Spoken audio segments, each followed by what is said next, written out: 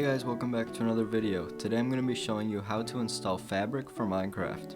To do this, you're going to have to install Java for Minecraft.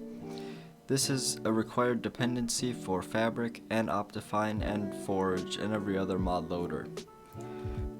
I'll put a card in the top right corner of the screen with a video to show you how to do that.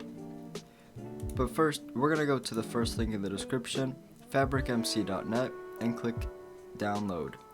Now you can either click download here and it will pop up and it will show you the download. If you want to find other versions of the game, you can click show other versions and then you can go through all the different versions of Fabric.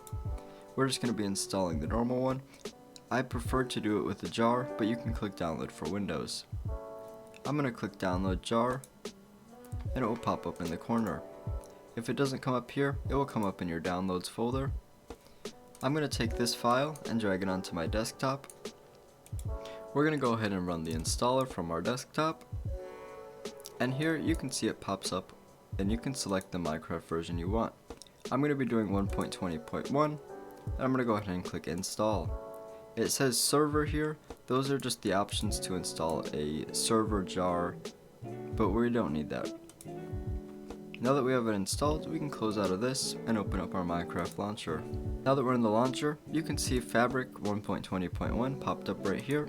If we go to installations, we can also see it here. If you want to add mods, you can click on this little folder here and it will bring you to .minecraft. You can double click mods and it will bring you into the mods folder. Just drag and drop mods into here and they will be enabled. Make sure they're the correct version though. Thank you guys for watching. If you found this video helpful, make sure to leave a like and subscribe, and I'll see you guys next time.